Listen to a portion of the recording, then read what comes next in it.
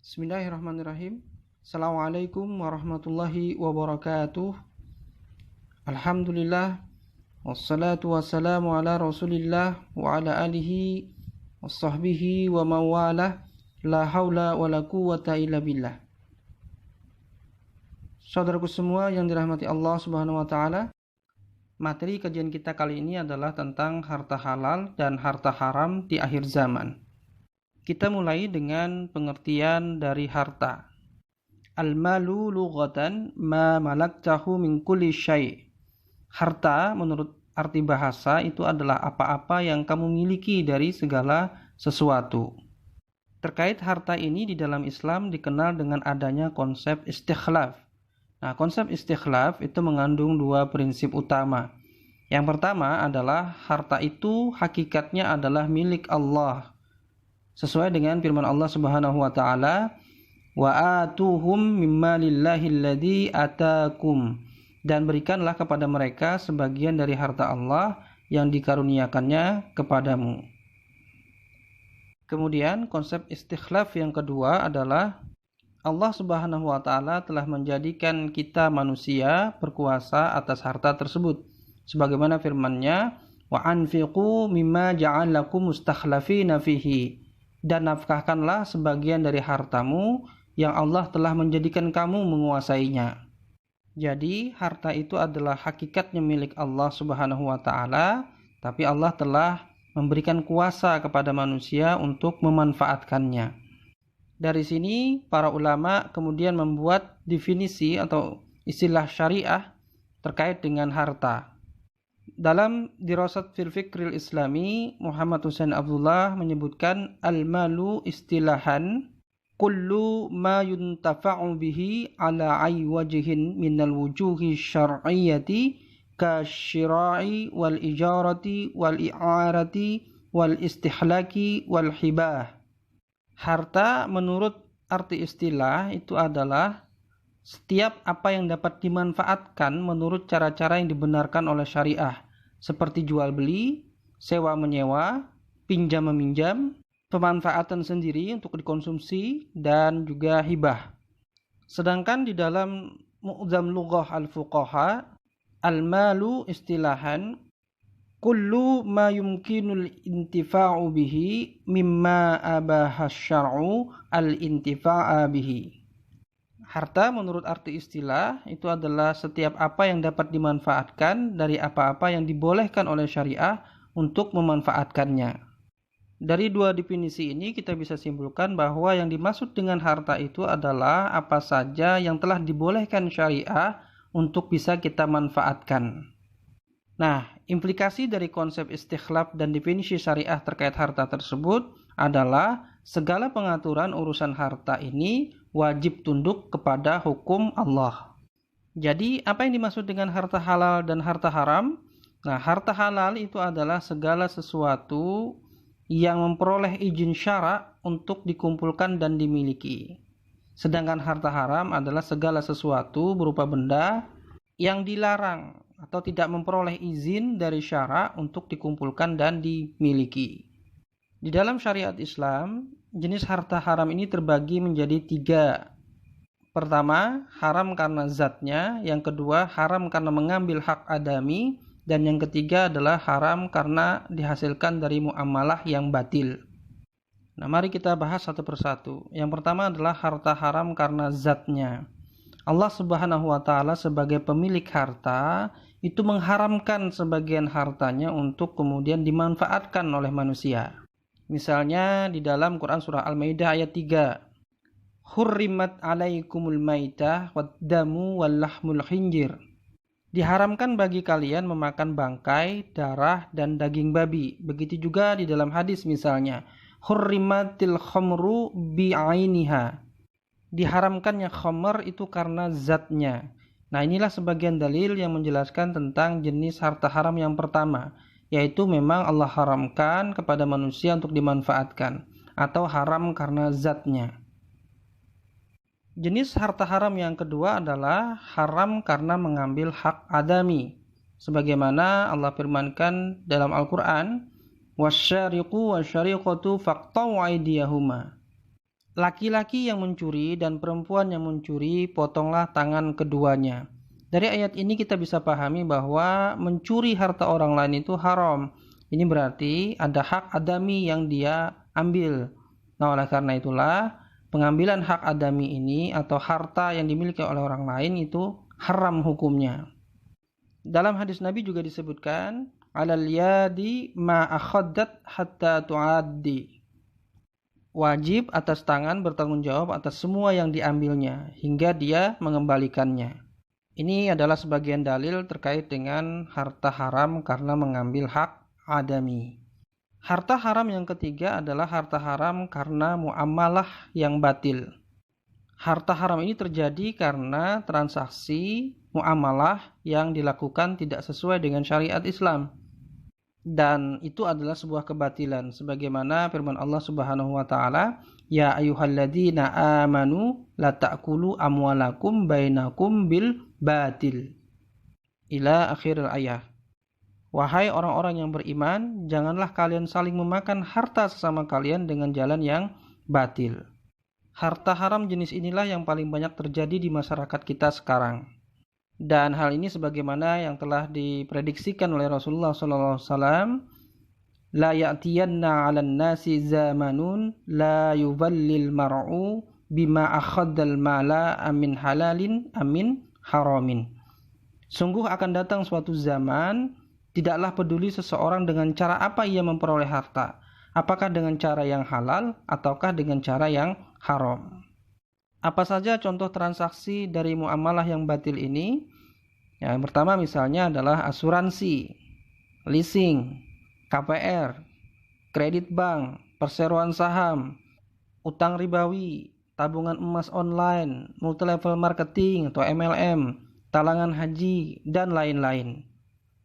Ini semua adalah contoh transaksi muamalah batil yang terjadi di tengah-tengah masyarakat. Namun tidak hanya di level masyarakat, tapi juga di level negara, harta haram jenis yang ketiga ini terjadi. Contohnya adalah pajak, dengan berbagai macam ragamnya. Pajak ini menjadi pemasukan utama dalam sistem ekonomi kapitalis bagi negara. Nah, padahal dalam Islam, pajak yang dipungut itu hukumnya haram. Nah, di antara dalilnya adalah, inna sahibul maksi finnar. Sesungguhnya pemungut pajak itu diazab di neraka. Imam Syaukani dalam Nailul Autar menjelaskan bahwa kata sahibul maksi itu adalah para pemungut pajak dari manusia tanpa hak. Kemudian bentuk lain harta haram jenis ketiga ini di negara itu adalah utang riba, baik dengan utang langsung, pinjaman luar negeri, ataupun dengan penerbitan SUN, surat utang negara, obligasi negara, dan sejenisnya. Nah, dalil tentang riba ini saya pikir sudah sangat jelas dan telah dijelaskan oleh para ulama kita. Nah, selain pemasukan, juga harus diperhatikan pengeluaran dari APBN negara tersebut. Jangan sampai negara memfasilitasi masyarakat untuk melakukan keharaman, seperti memberikan produk kredit usaha rakyat, kemudian kredit perumahan rakyat yang semuanya berbasis utang riba. Ini semua adalah harta-harta haram karena transaksi atau muamalah yang batil di dalam Islam. Mungkin ada yang bertanya, kalau harta-harta haram itu tadi ada pada negara, apakah boleh rakyat memanfaatkan atau diberikan oleh negara terkait dengan pendapatan-pendapatan yang haram tersebut? Nah, untuk menjawabnya, mari kita bahas hukum pemanfaatan 3 jenis harta haram ini. Yang pertama, pemanfaatan harta haram karena zatnya. Harta haram jenis ini itu haram untuk dimiliki ataupun dikonsumsi. Haram pula untuk diambil harganya, misalnya dengan jalan jual beli ataupun disewakan. Nah, haram juga bagi orang lain mengambil manfaat atau harganya. Apa dalilnya? Dalilnya adalah kullu jasadin nabata min suhtin fannaru aula bih. Setiap tubuh yang tumbuh dari barang yang haram, maka neraka yang lebih berhak melumatkannya.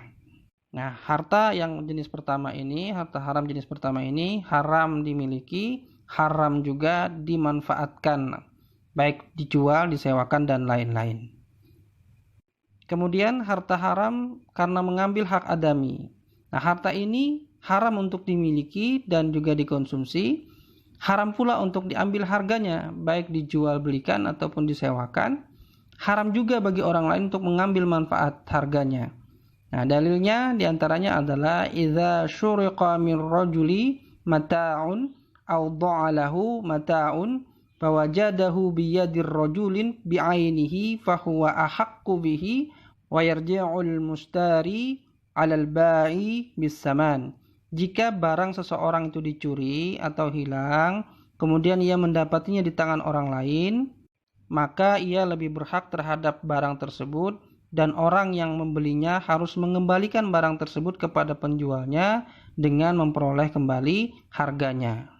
Jadi harta haram jenis kedua ini adalah haram dimiliki, haram dikonsumsi, haram juga untuk kemudian dimanfaatkan atau diambil harganya. Karena ini adalah harta milik orang lain, bukan milik mereka yang mengambil itu.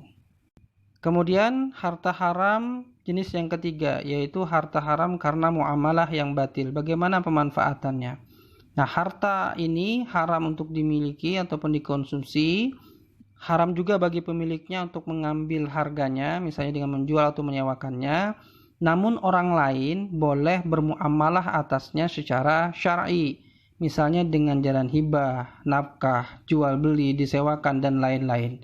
Dalilnya diantaranya adalah wala taksibu kullu nafsin illa 'alaiha wala taziru waziratun wizra ukhra. Dan tidaklah seseorang itu membuat dosa melainkan kemudaratannya kembali kepada dirinya sendiri, dan seorang yang berdosa itu tidak akan memikul dosa orang lain. Dalil lainnya bahwa orang lain itu boleh bermuamalah atasnya dengan jalan syar'i itu adalah berdasarkan hadis di mana seorang laki-laki menemui Ibnu Mas'ud radhiyallahu an, ia berkata, "Innali jaron ya'kulur riba wa innahu la yazallu yad'uni faqala mahna'uhu lak wa ismuhu alaih." Aku bertetangga dengan orang yang memakan riba, ia senantiasa mengundangku untuk makan-makan. Maka Ibnu Mas'ud menjawab, nikmatnya atau keselamatannya untukmu dan dosanya adalah bagi dia.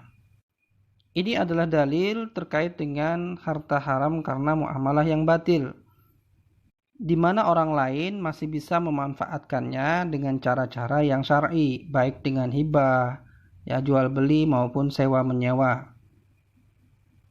Termasuk juga dengan pemanfaatan oleh negara kepada rakyatnya. Meskipun pendapatan negara tadi dari yang haram-haram, ketika negara memberikan fasilitas kepada masyarakat atau rakyatnya, itu adalah fasilitas yang halal dinikmati oleh masyarakat. Siapa yang berdosa?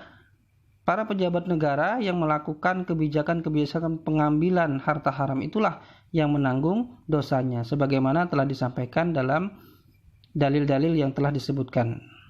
Nah, saudaraku yang dirahmati Allah Subhanahu wa taala, begitulah harta-harta haram yang ada saat ini dan juga hukum-hukum syariah terkait dengan pemanfaatannya. Akhirnya bagi kita secara individual itu harus meninggalkan dan menjauhi harta-harta haram tersebut sebagai bentuk ketakwaan kita kepada Allah Subhanahu wa taala. Nah, untuk bisa menjauhinya tentu saja memerlukan ilmu untuk mengetahui apa saja bentuk harta haram tersebut. Utamanya untuk harta yang terjadi karena muamalah yang batil. Kemudian negara harus memiliki peran yang utama agar masyarakat muslim itu terhindar dari harta-harta haram tersebut. Ya, negara juga harus menghilangkan semua jenis pendapatan dan pengeluaran haramnya dengan menerapkan konsep APBN syariah, yaitu konsep Baitul Mal. Nah, ini semua tidak akan bisa terlaksana konsep APBN syariah ini kalau negara tidak menerapkan syariah Islam secara kafah. Nah, penerapan syariah Islam secara kafah bagi negara ini hukumnya adalah wajib. Ma la yatimul wajibu illa bihi fahuwa wajib. Nah, kalau tidak bisa menerapkan APBN syariah ini karena negaranya tidak sesuai dengan syariat, maka menegakkan negara yang menerapkan syariat itu adalah wajib. Demikian wallahu a'lam bishawab. Sahabatku semua, demikianlah materi kita pada kesempatan kali ini. Hadanallahu wa iyyakum ajmain. Subhanakallahumma wa bihamdika asyhadu an la ilaha illa anta Astaghfiruka wa atubu ilaik. Assalamualaikum warahmatullahi wabarakatuh.